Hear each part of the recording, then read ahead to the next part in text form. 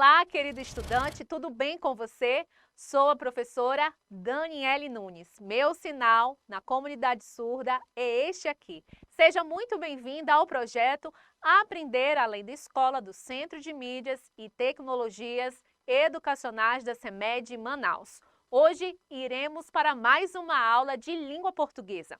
Estudaremos e analisaremos alguns textos do gênero científico. Já parou para pensar como a ciência influencia o nosso dia a dia?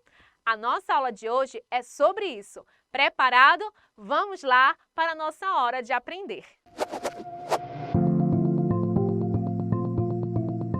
Um dos aspectos que diferencia a espécie humana dos animais é a capacidade de lidar com situações de maneira criativa. O ser humano tem a inteligência de criar ferramentas para solucionar problemas que surgem.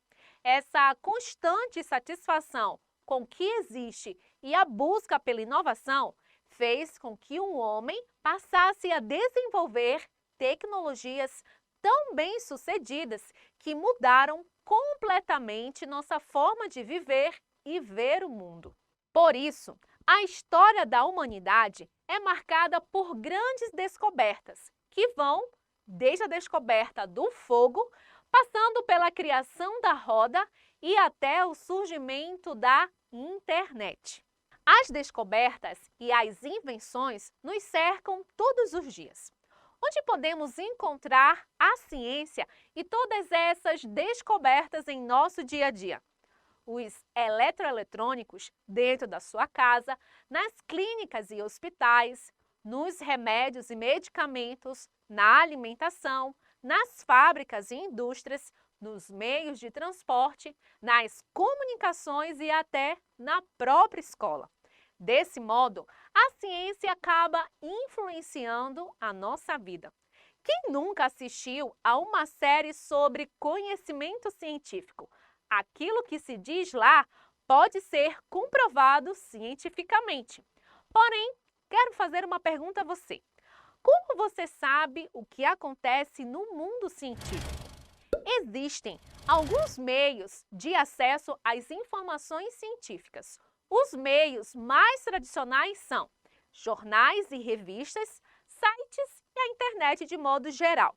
E para exemplificar, lerei um texto de divulgação científica em que se mostra a descoberta de água lá no planeta Marte. Fique atento à leitura. Confirmação de água líquida em Marte estimula a busca de vida fora da Terra. Descoberta comprova antigas teorias e abre possibilidade de encontrar organismo microscópico no planeta vizinho. Essa afirmação não nos diz que há vida em Marte, mas demonstra que as condições continuam presentes, afirma especialista da USP. Um grupo europeu liderado por cientistas italianos detectou um grande lago de água líquida sob as calotas de gelo polar em Marte. De acordo com os autores da pesquisa, publicada nesta quarta-feira, 25, na revista Science, é a primeira vez que um grande reservatório de água líquida foi identificado no planeta vermelho. O lago, detectado sobre o gelo polar de Marte, tem cerca de 20 quilômetros de diâmetro e fica a pelo menos 1,5 quilômetro de profundidade, segundo os pesquisadores. Para fazer a descoberta, eles utilizaram o radar MARSIS, um instrumento da nave Mars Express da Agência Espacial Europeia, que está na órbita marciana há 15 anos. Não sei se você percebeu, mas acabamos de ler uma notícia. E você já sabe algo sobre esse gênero. Toda notícia tem o objetivo de informar. Informar sobre fatos. E no caso da notícia em foco, partilhar a descoberta de água no planeta Marte. Porém, Estamos falando de textos de divulgação científica. Apesar de estarmos diante do gênero notícia, há um conteúdo científico aqui. Descobrir que há água em outro planeta é algo que deixa leigos e cientistas muito curiosos. E para poderem chegar a essa descoberta, foram longos anos de estudos, pesquisas e testes. Quero ressaltar também que textos científicos são diferentes de textos de divulgação científica, ok?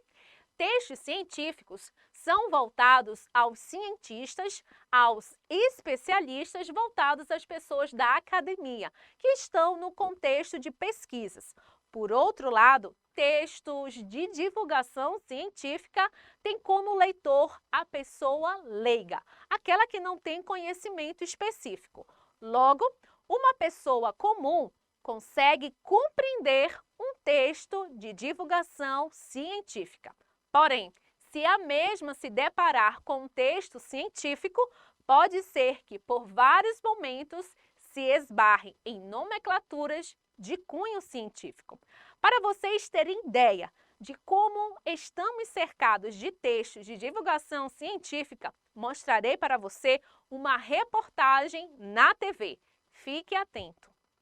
Pesquisadores revelaram hoje uma informação que abre um novo capítulo desafiador nos estudos sobre o planeta vermelho.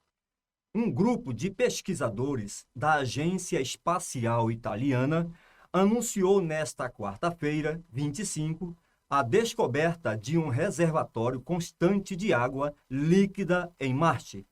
Trata-se de um lago subterrâneo, detectado a 1,5 km abaixo da superfície congelada de uma das calotas polares do planeta. A descoberta aumenta a probabilidade de encontrar formas de vidas primitivas no ecossistema marciano. Foram anos de debate e de investigações. Ficamos anos discutindo se isso era mesmo possível, Afirmou o principal autor da descoberta, o astrônomo Roberto Orizei, em entrevista à BBD. Mas agora já podemos dizer, descobrimos algo em Marte. Segundo Orizei, o lago subglacial possui aproximadamente 20 quilômetros de diâmetro, dimensões relativamente reduzidas quando comparadas a reservatórios semelhantes encontrados na Terra. Você acabou de ver uma reportagem oral. Reportagem é um gênero jornalístico informativo também, em que o autor dá um tratamento mais aprofundado a um assunto, dando voz a outras pessoas e instituições que reconstroem as circunstâncias. Podemos observar na reportagem também um astrônomo da entrevista, possibilitando uma abordagem mais aprofundada sobre a descoberta da água no planeta vermelho. 2 textos de divulgação científica já foram lidos até agora, como a notícia e a reportagem. Contudo, existem outros como vídeos, artigos e podcast. Talvez você não saiba sobre o podcast. Podcasts são programas de áudio normalmente compostos por uma série de episódios que podem ser baixados e ouvidos online. Há diversos temas, inclusive divulgação científica. Todos esses textos possuem algo em comum. São textos que têm por objetivo divulgar informações científicas. Vamos analisar agora outras características. A maior parte deles apresenta a linguagem formal, por isso não podem ter gírias. Podemos ver isso na notícia e na reportagem. Tanto o vídeo quanto o podcast apresentam uma linguagem mais informal. Isso não quer dizer que eles trarão gírias, por exemplo. Essa é uma forma de se aproximar mais ainda do ouvinte. Todos eles apresentam informações técnicas, já que o mundo científico é composto por nomenclaturas próprias. O número de gêneros e suportes para se divulgar a ciência se amplia cada vez mais. Antigamente, não era assim. Os conhecimentos do mundo científico ficavam restritos ao laboratório. Com o processo de escolarização, a ciência vem alcançando leigos e curiosos. Bem, você pode perceber que textos de divulgação científica despertam interesse pela ciência e podem explicar assuntos complexos. Por isso, não podem ser ignorados. Vamos aproveitar a aula de hoje e fazer algumas atividades? Chegou a hora da atividade!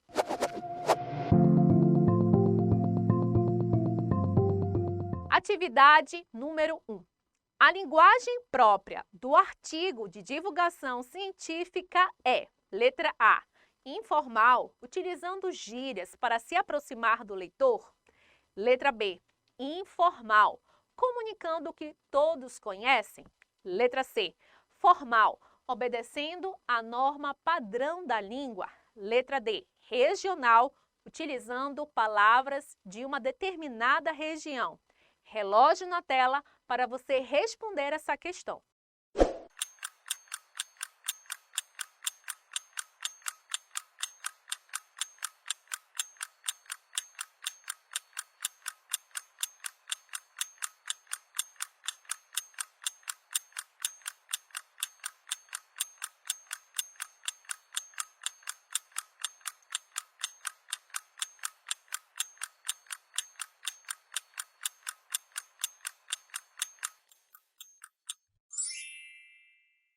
A resposta correta é a letra C. A linguagem própria do artigo de divulgação científica é formal, obedecendo a norma padrão da língua. Vamos analisar as outras alternativas. A letra A diz informal, utilizando gírias. Não pode haver gírias em textos de divulgação científica. Letra B, informal, comunicando o que todos conhecem. Você aprendeu na aula de hoje que textos de divulgação científica comunicam aquilo que a maioria não sabe. Letra D, regional, utilizando palavras de uma determinada região. Isso não é verdade. Portanto, a resposta é a letra C. Passemos agora para a atividade número 2. Leia o texto abaixo de divulgação científica e responda: por que salivamos diante de uma comida apetitosa? A visão do prato e seu cheiro estimulam o cérebro, que aciona as glândulas produtoras de saliva. Isso acontece porque o organismo já está se preparando antecipadamente para a digestão. A visão do prato e seu cheiro estimulam o cérebro, que por sua vez aciona as glândulas produtoras de saliva, secreção que tem a função de ajudar o aparelho digestivo a decompor a comida ingerida. Conforme o texto, salivamos diante de um alimento saboroso por quê? Letra A. A salivação é a primeira etapa da digestão dos alimentos. Letra B. A visão do alimento e seu cheiro desregulam o cérebro e ativa as glândulas de salivação. Letra C. A imagem e o cheiro do alimento fazem o cérebro ativar glândulas produtoras de saliva. Letra D. É uma forma de apreciação do alimento saboroso. Voltemos ao texto para saber por que salivamos diante de um alimento saboroso. Veja, a visão do prato e seu cheiro estimulam o cérebro, que, por sua vez, aciona as glândulas produtoras de saliva, secreção que tem a função de ajudar o aparelho digestivo a decompor a comida ingerida. Relógio na tela e vamos à resposta.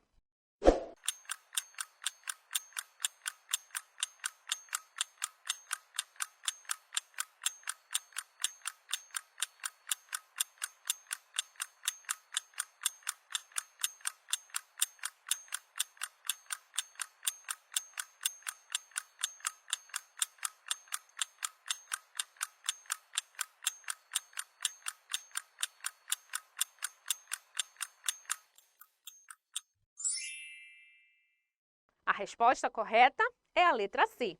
A imagem e o cheiro do alimento fazem o cérebro ativar glândulas produtoras de saliva. Que texto interessante, não é? Passemos agora para a atividade número 3. O texto anterior pertence ao gênero artigo de divulgação científica. Por quê? Letra A. Descreve fatos do cotidiano para os leitores. Letra B. Foi produzido a partir de elementos narrativos e descritivos. Letra C. Foi produzido mediante pesquisas, aprofundamentos teóricos e resultados de investigações. Letra D.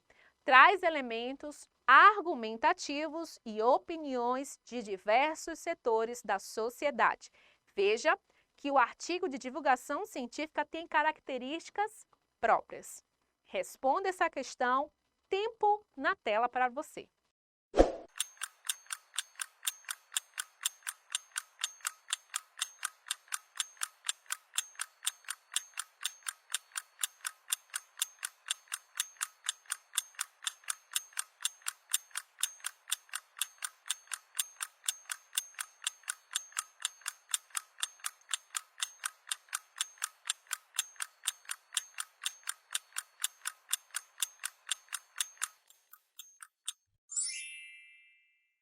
A resposta correta é a letra C.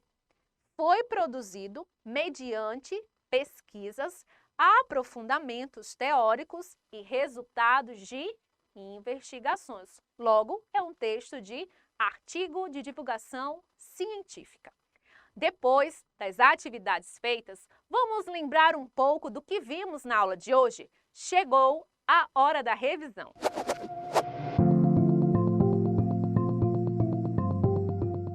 Textos de divulgação científica são aqueles que buscam dividir informações, pesquisas e conceitos científicos com um público leigo, ou seja, um público que desconhece ou pouco sabe sobre um determinado assunto.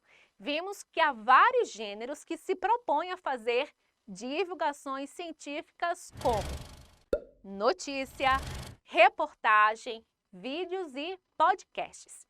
Percebemos que o autor utiliza uma linguagem simples, acessível, objetiva e técnica no trato com os temas abordados. Por esse motivo, são evitadas as expressões populares, a linguagem coloquial, gírias e figuras de linguagem.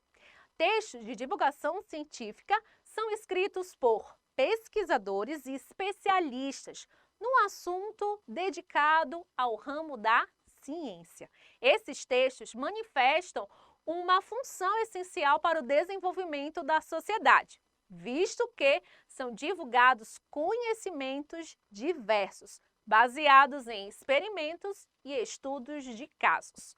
Os suportes mais utilizados para a divulgação desse tipo de texto são as revistas, jornais científicos, livros, plataformas de divulgação científica, televisão e internet. Eu quero deixar aqui um pedido a você. Procure ler textos de divulgação científica. Isso vai ajudá-lo a pensar sobre a ciência, fundamentar e até orientar uma tomada de decisão, quanto, por exemplo, a sua ida ao supermercado, na simples escolha de um produto da prateleira. Vamos chegando ao fim de mais uma aula. Espero que você tenha aprendido muito por aqui. Tchau, tchau e até mais!